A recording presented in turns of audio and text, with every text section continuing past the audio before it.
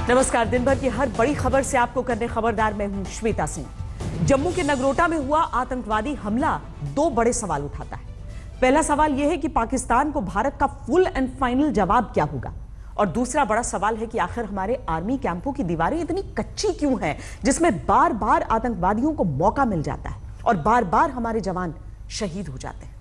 पठानकोट से लेकर उड़ी तक, उड़ी से लेकर नगरोटा तक एक जैसी स्क्रिप्ट दिखती है। हमारे एक एक जवान की जान कीमती है, तो फिर हमारा सिस्टम इससे सबक क्यों नहीं लेता? पाकिस्तान को तो हमारी सेना जवाब देगी, लेकिन आर्मी कैंपों की सुरक्षा को हम पूरी तरह से पुख्ता कब कर पाएंगे?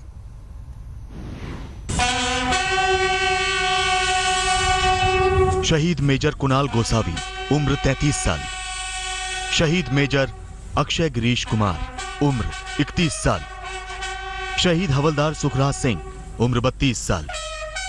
शहीद लांस नायक कदम संभाजी यशवंतराव, उम्र 32 साल। शहीद ग्रेनेडियर राघवेंद्र सिंह, उम्र 28 साल। शहीद राइफलमैन असीम राय, उम्र 32 साल। शहीद नायक चितरंजन देव वर्मा, उम्र 37 साल। नगरोटा में शहीद इन बहादुर बेटों और इनके परिवारों को देश सैल्यूट करता है, लेकिन ये सवाल आज हमें खुद से भी पूछना पड़ेगा कि आखिर कैसे कुछ आतंकी आकर आर्मी के कैंप में घुस आते हैं और हमारा इतना बड़ा नुकसान कर जाते हैं। क्योंकि बात सिर्फ नगरोटा की नहीं, ये बार बार हो रहा है। आतंकी 2 या 3 होते हैं और इनसे लड़ने में कई गुना ज्यादा जवान शहीद हो जाते हैं।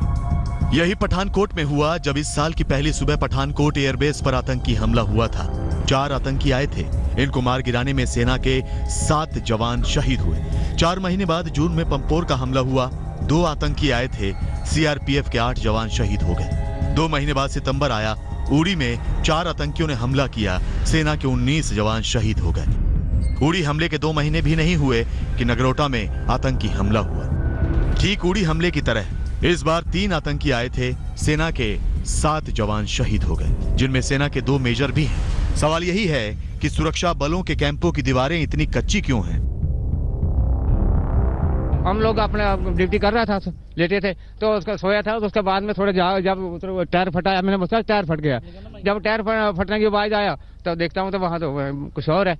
फिर बाद में तो वहाँ एक फटा, दूसरा फटा। मैंने बोला यहाँ कोई लड़ाई है। और बाद में जब एक ग्रेनेड जब बाहर में फटा, अंदर से बाहर, तो तब हमको पता चला भाई उसको जब पत्थर उड़े जब हमारे ऊपर से गिरे तो तब पता चला भाई हो जहाँ लड़ाई है।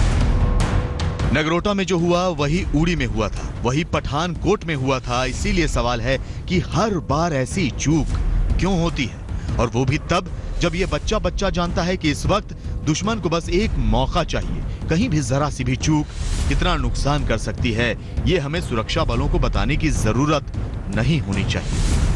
सेना के इस इलाके में, नगरोटा में, आप मेरे पीछे देख सकते हैं कि कितनी परतों में सुरक्षा है। लेकिन आतंकवादियों को यह कैसे पता चला कि इस मिलिट्री स्टेशन में एक वो ऐसी जगह है जहां सुरक्षा कम है, कमजोर है? यानी उनको कोई स्थानीय आदमी ऐसा था जो उनकी मदद कर रहा था, लोकल सपोर्ट। देश की सेना और सुरक्षा बलों के एक एक जवान की जान कीमती है, लेकिन क्या हम इन कीमती जिंदगियों को लापरवाहियों और सुरक्षा की चूक में 2-3 आतंकवादियों के हाथों गंवाने के लिए बैठे हैं? रक्षा मंत्रालय ने नगरोटा हमले में सुरक्षा चूक पर आर्मी हेडक्वार्टर से रिपोर्ट मांगी है। 24 नवंबर को ही किसी संभावित हमले की आशंका की खुफिया जानकारी दी गई थी। ये पूछा जाना चाहिए कि क्या इस जानकारी के मद्देनजर सुरक्षा के इंतजाम हुए थे या नहीं। सीमा से नगरोटा के कैंप की दूरी 30 किलोमीटर है। आतंकी घुसपैठ करके इतनी दूर कैसे आ गए? पुलिस की वर्दी पहनकर आर्मी कैंप में घुसे आतंकियों को वर्दी कहां से मिली? आतंकियों के पास से ज्यादातर देसी मार्किंग का सामान मिला है, यानी उन्हें लोकल सपोर्ट था। बताया गया कि नगरोटा का हमला 6 दिन की प्लानिंग में तैयार हुआ, रेकी भी हुई थी। सेना में सूत्रों से मिली ये तस्वीर साफ दिखाती है किस तरह से आतंकवादियों के पास मिली पर्ची पे AGS यानी अफजल गुरु स्क्वाड साफ लिखा था। एक संकेत, एक संदेश जो पाकिस्तान में बैठे आतंकवादी आका भारत को दे रहे हैं। उसमें गजवाए हिंद भी लिखा था, यानी जिस आदमी ने भारत की संसद पर हमले की साजिश में हिस्सा लिया, उसको जब भारत ने मौत की सजा दी तो पाकिस्तानी आतंकवादी अब उसका बदला ले रहे हैं। उसकी एक किश्त है। भारत सरकार में सूत्रों का कहना है कि ये एक सुनियोजित साजिश का हिस्सा है।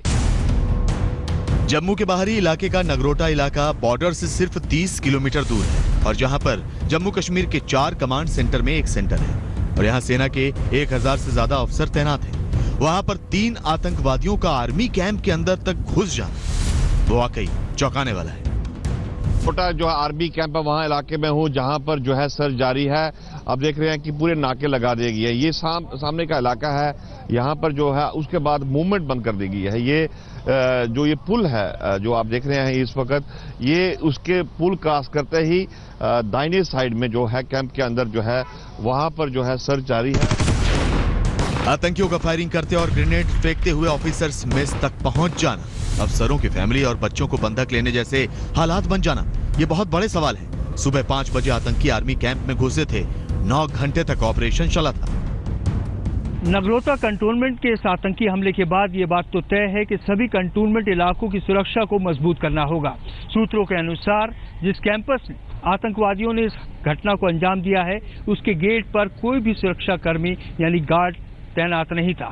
गेट से कोई भी ऐसे संकेत नहीं मिले जिससे ये पता लगता कि आतंकियों को गेट पर ही रोकने का प्रयास किया गया। सवाल यह है कि 24 नवंबर को पता चला था कि 29 और 30 नवंबर के बीच जम्मू कश्मीर में बड़ा आतंकी हमला हो सकता है और जब बीएसएफ ने चमलियाल में घुसपैठ कर रहे 3 आतंकियों को मार गिराया था तो नगरोटा में हमला करने वाले आतंकी कैसे घुसपैठ में कामयाब हो गए?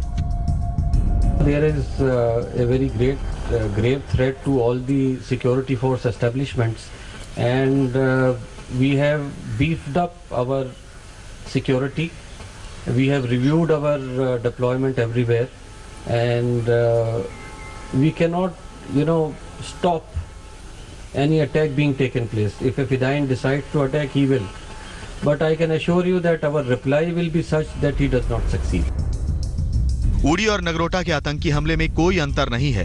वही घुसपैठ करके रात के अंधेरे में आतंकियों का घुसना, हमले के लिए उस वक्त का इंतजार करना जब ज्यादातर जवान और अफसर सोते रहते हैं या फिर ड्यूटी बदलने का वक्त होता है। नगरोटा में भी वही हुआ जो उड़ी में हुआ था। आतंकियों के निशाने पर जवान ही नहीं बल्कि अफसर भी थे। हमें यह तो सोचना पड़ेगा कि पाकिस्तान का इलाज किस तरह से किया जाना चाहिए, लेकिन इसी के साथ साथ हमें खुद के अंदर भी झांकना होगा और पाकिस्तान का फुल एंड फाइनल करने के साथ साथ अपनी सुरक्षा भी फुल प्रूफ करनी पड़ेगी। नहीं तो 1-2 आतंकी आकर इसी तरह से हमारा बड़ा नुकसान करते रहेंगे। गौरव सावंत और अश्विनी कुमार के साथ आतिर खान, नगरोटा, आज तक। पाकिस्तान को जवाब देने के साथ साथ हमें खुद को भी बचाना होगा, क्योंकि हमारी एक चूक आतंकवादियों के लिए बड़ा मौका बन जाती है। और जब दुश्मन की पॉलिसी यही है कि वो आतंक को हथियार बनाकर जख्म देगा, तो फिर हमें कहीं ज्यादा सावधान रहने की जरूरत है। लेकिन अफसोस की बात यह है कि हम बार बार इसमें फेल हो रहे हैं। 26 सितंबर 2013 को सांबा में पुलिस स्टेशन और आर्मी बेस पर हमला हुआ था। आतंकवादियों को बिना गार्ड वाली फेंस से मौका मिला। 2 आतंकवादियों के हमले में 4 जवान शहीद हो गए। 27 जुलाई 2015 को गुरदासपुर के दीनानगर पुलिस स्टेशन पर हमला हुआ था। आतंकियों ने सांबा में इंटरनेशनल बॉर्डर से घुसपैठ की।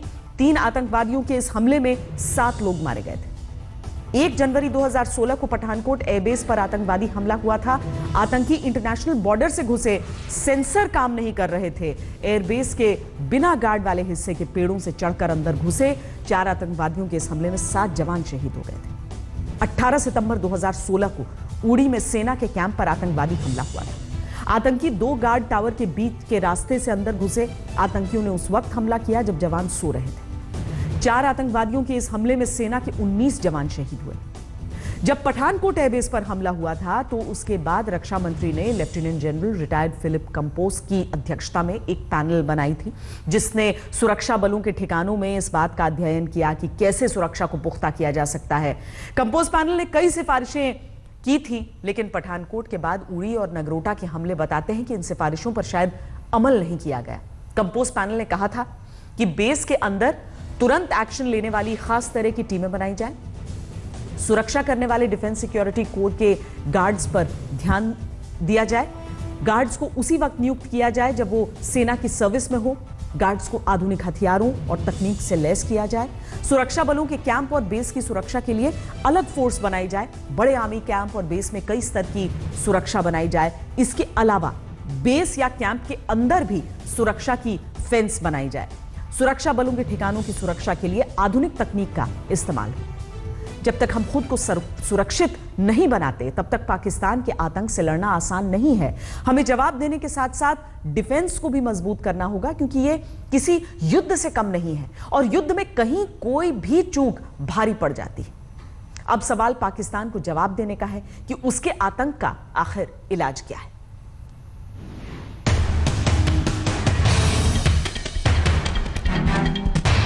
नगरोटा में आर्मी कैंप पर आतंकी हमला इस बात के सिग्नल देता है कि पाकिस्तानी सेना में चाहे जो बदलाव हो जाए, पालतू आतंकियों के सहारे भारत को जख्म देने वाली उसकी पॉलिसी नहीं बदलेगी, क्योंकि युद्ध के बजाय पाकिस्तान के लिए आतंक ही सबसे सस्ता विकल्प है, जिसमें वो कुछ आतंकी भेजकर भारत का बड़ा नुकसान कर देता है।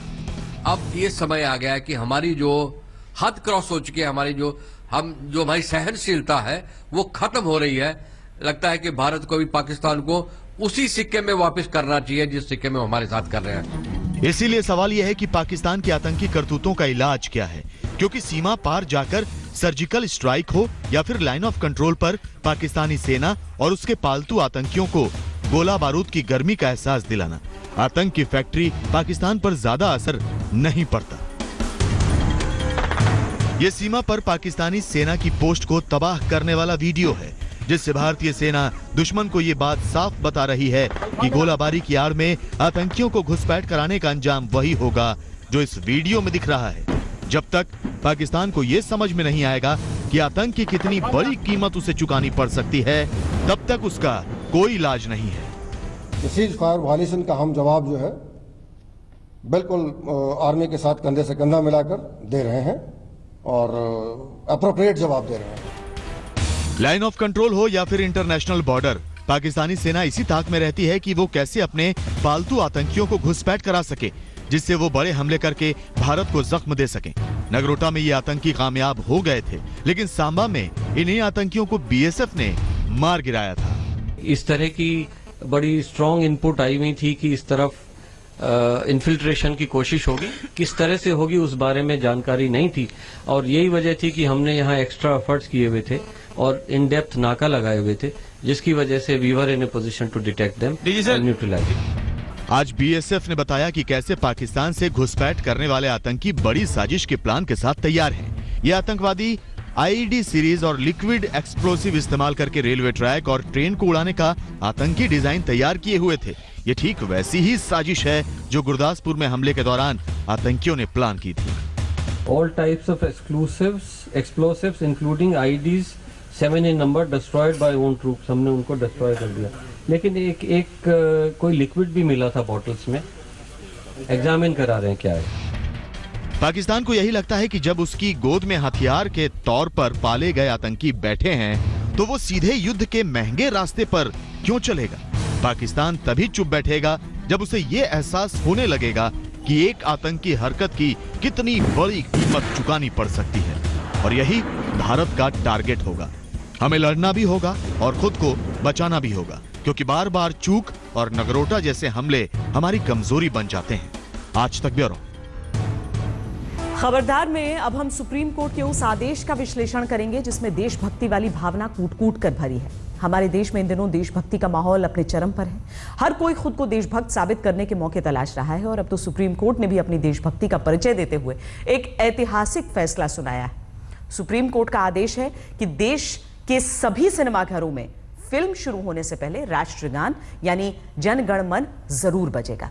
राष्ट्रगान बजने के दौरान सिनेमाघरों के पर्दे पर लहराता हुआ तिरंगा नजर आना चाहिए। राष्ट्रगान के सम्मान में सिनेमाघर में मौजूद सभी लोगों को खड़े होकर राष्ट्रगान के प्रति सम्मान की भावना दर्शानी होगी।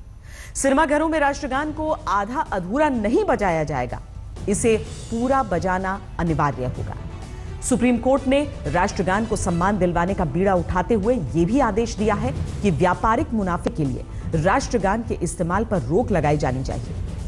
मनोरंजक कार्यक्रमों में राष्ट्रगान को बजाकर ड्रामा क्रिएट नहीं होना चाहिए। सुप्रीम कोर्ट के इस फैसले पर किसी भी देशभक्त को कोई दिक्कत परेशानी नहीं होनी चाहिए। लेकिन ऐसा भी नहीं है कि पहली बार देश के सिनेमाघरों में राष्ट्रगान बजाने की परंपरा शुरू होने वाली है। ऐसा पहले भी हुआ था, बस अब सुप्रीम कोर्ट ने इसे एक नई शुरुआत दी है। 2002 की बात है, एक फिल्म बनी थी कभी खुशी कभी गम, उसमें नेशनल एंथम को दिखाया गया है। जैसे ही राष्ट्रगान बजना शुरू हुआ मैं खड़ा हो गया, और जब मैं खड़ा हुआ तो मेरे पीछे जो लोग बैठे थे वो मेरे को हुट करने लगे कि आप बैठ जाइए, हमको देखने में असुविधा हो रही है। तो उन्होंने कहा नहीं, मैं नहीं बैठूंगा, बल्कि आप खड़े होइए। इतनी वार्तालाप में वो राष्ट्रगान पूरे हो गया। वो चीज़ मेरे को बहुत हर्ट की। इस घटना के बाद भोपाल के सामाजिक कार्यकर्ता श्याम नारायण चौकसे ने सिनेमाघरों में राष्ट्रगान को उचित सम्मान दिलवाने की कानूनी लड़ाई लड़ना शुरू किया। अब 14 साल बाद उनकी याचिका पर फैसला सुनाते हुए सुप्रीम कोर्ट ने कहा है, अगर आप भारतीय हैं तो आपको राष्ट्रीय गान के सम्मान में खड़े होने में तकलीफ नहीं होनी चाहिए। समय आ गया है जब लोग ये महसूस करें कि राष्ट्रगान संवैधानिक देशभक्ति का प्रतीक है। लोगों को यह एहसास होना चाहिए कि वो एक देश में रहते हैं और लोगों को लगना चाहिए कि ये मेरा देश है, मेरी मातृभूमि है। ये देश की सर्वोच्च अदालत का देश के नाम संदेश है और आदेश ये है कि अब हर सिनेमाघर में फिल्म शुरू होने से पहले राष्ट्रगान बजाना जरूरी होगा। आज उन्होंने इंटरिम डायरेक्शन दिया है कोर्ट ने, ये कहते हुए कि सारे सिनेमा हॉल्स में before the feature film is played national anthem बजाया जाएगा राष्ट्र झंडे के साथ, और सबको खड़ा होना है उसके लिए। ये इसको 10 दिन के अंदर इम्प्लीमेंट किया जाएगा कंट्री के अंदर, और सारे चीफ सेक्रेटरीज को भेजा जाएगा, डायरेक्शन यूनियन भेजेगा। सुप्रीम कोर्ट का यह फैसला ऐतिहासिक है क्योंकि मौजूदा कानून किसी को राष्ट्रगान बजाने के लिए मजबूर नहीं कर सकता। Prevention of insult to national honour act 1971 के मुताबिक राष्ट्रगान को तोड़ मरोड़ कर नहीं गाया जा सकता। अगर कोई शख्स राष्ट्रगान गाने से रोके या किसी को राष्ट्रगान गाने से डिस्टर्ब करे तो दोषी को अधिकतम 3 साल की कैद हो सकती है। दोबारा उल्लंघन करने का दोषी पाए जाने पर कम से कम 1 साल की कैद की सजा का प्रावधान है। इसके अलावा कानून में राष्ट्रगान को लेकर कोई प्रावधान मौजूद नहीं है। सवाल ये पैदा होता है कि नेशनल एंथम के ताल्लुक से कानून है 1971 का, मगर क्या नेशनल एंथम फिल्म शुरू होने से पहले से लोग सब खड़े होना ज़रूरी है? मगर क्या इससे पेट्रियटिज्म में इजाफा होगा कि नेशनलिज्म में इजाफा होगा? ये बड़ा सवाल निशान है। मेरा मानना यह है कि जो स्कूल्स हमारे हैं वहाँ पर बच्चों को शुरू उनके चाइल्डहुड से भी नेशनल एंथम सिखाया जाना चाहिए। ठीक है, बना है तो, मगर एक्ट में तो ये नहीं है ना। होम मिनिस्ट्री के एडवाइजरी में ये कुछ लिखा हुआ है। एक्ट में यह है कि अगर कोई नेशनल एंथम गा रहा है और उसको कोई रोक रहा है तो वो कानूनन जुर्म है, मगर एक्ट में तो नहीं लिखा गया। दूसरी बात यह है कि अगर हालिया दिनों में एक हैंडीकैप आदमी था जो नहीं उठ सका तो उसको लोगों ने पीटा, तो उसके लिए क्या करेंगे आप? तो ये गवर्नमेंट को अब चाहिए कि अपने 71 एक्ट को अमेंड करें। सिनेमाघरों में राष्ट्रगान बजाने को लेकर पहले भी फैसले किए गए। 1962 में चीन से युद्ध हारने के बाद देश में राष्ट्र प्रेम की भावना जगाने के लिए सिनेमाघरों में फिल्म खत्म होने के बाद राष्ट्रगान बजाने की शुरुआत हुई। लेकिन करीब 40 साल पहले सरकार ने इसे बंद करवा दिया क्योंकि सिनेमाघरों में राष्ट्रगान के अपमान होने की शिकायतें सामने आने लगी। साल 2002 में महाराष्ट्र सरकार ने कानून बनाकर सिनेमाघर में फिल्म से पहले राष्ट्रगान बजाना और राष्ट्रगान के सम्मान में लोगों का खड़ा होना जरूरी कर दिया। याचिका में हमने बहुत सारी चीज़ें बोली हैं। हमने ये कहा है कि कोई स्टैंडर्ड नहीं है कि नेशनल एंथम के दौरान क्या करना चाहिए क्या नहीं करना चाहिए। कोई आदमी खड़ा हो रहा है, कई न्यूज़ रिपोर्ट्स आई महाराष्ट्र में, कई बार हुआ कि हॉल्स के बीच में लोग राष्ट्रगान बज रहा है, लोग बैठे हुए हैं, नहीं खड़े हो रहे हैं। एक स्वेरिंग इन सेरेमनी में अब्रिज वर्जन बजा दिया गया। एक स्वेरिंग इन सेरेमनी में एक लीडर हैं वो फ़ोन पे बात कर रहे हैं, जो कि राष्ट्रगान बज रहा है और फ़ोन पे बात कर रहे हैं। डिसरिस्पेक्ट है, किसी भी तरह का डिसरिस्पेक्ट जो नेशनल एंथम की तरफ नहीं होना चाहिए। सुप्रीम कोर्ट में केंद्र सरकार ने इस फैसले को लागू करने के लिए 10 दिन का वक्त मांगा है। महाराष्ट्र में यह कानून पहले से लागू है, लेकिन इसके कुछ साइड इफेक्ट्स भी हैं। पिछले साल मुंबई के एक सिनेमाघर से एक मुस्लिम फैमिली को बाहर निकाल दिया गया क्योंकि वो राष्ट्रगान के दौरान खड़े नहीं हुए। इसी साल अक्टूबर में गोवा के एक सिनेमा घर में दिव्यांग लेखक सलिल चतुर्वेदी के साथ भी मारपीट की गई, क्योंकि वो राष्ट्रगान के दौरान खड़े नहीं हो पाए थे। जैसे एक सिक्के के दो पहलू होते हैं, वैसे ही इस आदेश के भी अच्छे और बुरे पहलू हो सकते हैं, लेकिन सिनेमा घरों में राष्ट्रगान बजाने के फैसले से किसी को परेशानी नहीं है, फिर चाहे राजनेता हो या आम पब्लिक। स्वागत करना चाहिए। मुझे लगता है कि इस पर कोई विवाद की कोई गुंजाइश नहीं है। विवाद अगर पीछे कई बार उठे हैं तो मैं भी मानता हूँ गलत विवाद है, क्योंकि जैसे राष्ट्रगीत हो तो या गान हो, जब ये चले सिनेमा हॉल में तो खड़ा होना तो हमारी ड्यूटी है। स्कूल के बाद हम भूल जाते हैं कि नेशनल एंथम क्या है, क्या था, तो आई थिंक सब जगह ये होना चाहिए एंड लोगों को पता होना चाहिए कि नेशनल एंथम क्या है। जब भी नेशनल एंथम बजता है तो एक अंदर से वाइब्रेशन सी वजह से आती है, तो मैं इस फेवर में हूँ। क्या बोलता है कि सिनेमाज में नेशनल एंथम बजना चाहिए। तो सरकार को ऐसे प्रोग्राम बनाने चाहिए जिससे थोड़ा देशभक्ति की तरफ लोग अट्रैक्ट होने चाहिए। सिनेमा घरों में राष्ट्रगान बजाने पर खड़े होकर सम्मान देने के आदेश को सोशल मीडिया पर कई लोग बैंकों के बाहर लगी लाइनों से भी जोड़ रहे हैं। ट्विटर पर एक यूजर ने लिखा, एटीएम में भी राष्ट्रगान बजना चाहिए, लोग चाहें या ना चाहें उन्हें खड़ा रहना ही पड़ेगा। अहमद अजीम, दिल्ली, आज तक। अगर आप देशभक्ति दिखाने के मौके की तलाश में रहते हैं तो सुप्रीम कोर्ट का फैसला आपके लिए सुनहरा मौका लेकर आया है। लेकिन जो लोग सिनेमा घरों में राष्ट्रगान बजाए जाने के फैसले से इत्तेफाक नहीं रखते, उनके लिए हमारे पास कुछ जानकारी। थाईलैंड में हर दिन सुबह 8 बजे और शाम 6 बजे नेशनल टेलीविजन पर राष्ट्रगान बजाया जाता है। मेक्सिको में हर सोमवार को स्कूलों में राष्ट्रगान बजाया जाता है। जापान के स्कूलों में तो छात्र और टीचर्स को रोजाना राष्ट्रगान गाना जरूरी होता है। राष्ट्रगान हो या राष्ट्रीय ध्वज, ये देश की अस्मिता और प्रतिष्ठा से जुड़े प्रतीक होते हैं। इनका सम्मान करने में किसी को कोई परहेज नहीं होना चाहिए। भले ही राष्ट्रभक्त होने का सबूत देना जरूरी नहीं होना चाहिए, लेकिन 3 घंटे की फिल्म देखने से पहले 52 सेकंड देशभक्ति दिखाने में कोई बुराई भी तो नहीं। कांग्रेस उपाध्यक्ष राहुल गांधी का आधिकारिक ट्विटर अकाउंट हैक हो गया। हैकिंग के बाद हैकर ने एक के बाद एक ट्वीट करने शुरू किए और सब बेहद आपत्तिजनक। हमारे साथ हमारी संवाददाता मौसमी इस वक्त जुड़ रही हैं। मौसमी, क्या राहुल गांधी की तरफ से या कांग्रेस पार्टी की तरफ से कोई कंप्लेन आधिकारिक तौर पर दर्ज की गई है? कुछ पता चल पाया है इस सब को लेकर? देखिए श्वेता, इस वक्त भी हम लोग रणदीप सुरजेवाला के दफ्तर में हैं और जो हमें जानकारी मिल रही है उसके मुताबिक राहुल गांधी का जो ऑफिस है इस पर कानूनी कार्रवाई करने की योजना बना रहा है। इस पे लीगल एक्शन के साथ साथ FIR दर्ज करने की पर भी विचार विमर्श हो रहा है। अभी रणदीप सुरजेवाला जो है वो खुद राहुल गांधी से फोन पे वार्तालाप कर रहे हैं और इसको आगे किस तरह से ले जाना है उस पर चर्चा हो रही है। पर कांग्रेस पार्टी जो है इसको पूरे ये जो डिजिटलाइजेशन है उससे भी जोड़ रही है। श्वेता, अजय कुमार का भी ट्वीट आया कि अगर आप सोचिए एक अकाउंट हैक हो सकता है, एक SPG प्रोटेक्टी का अकाउंट हैक हो सकता है, तो लेकिन एक SPG प्रोटेक्टी के ट्विटर अकाउंट को कोई अतिरिक्त सुरक्षा थोड़ी मुहैया की गई है। जी बहरहाल देखिए, कांग्रेस पार्टी इसको मुद्दा जरूर बनाएगी। ट्विटर इंडिया से भी राहुल का ऑफिस जो है वो बात कर रहा है कि किस तरह से अकाउंट को ब्लॉक कर दिया जाए और उसकी प्रक्रिया चल रही है। पर जाहिर तौर पे कांग्रेस पार्टी इसको सियासत से प्रेरित समझती है और इसको इस पर जो है इस मसले पर वो यही नहीं रुकने वाली। कानूनी कार्रवाई के साथ साथ इसको सियासी मुद्दा बनाने की भी तैयारी हो। और मौसमी बता रहे हैं कि एक बार नहीं बल्कि 15 मिनट के भीतर 2 बार हैक कर लिया गया अकाउंट को।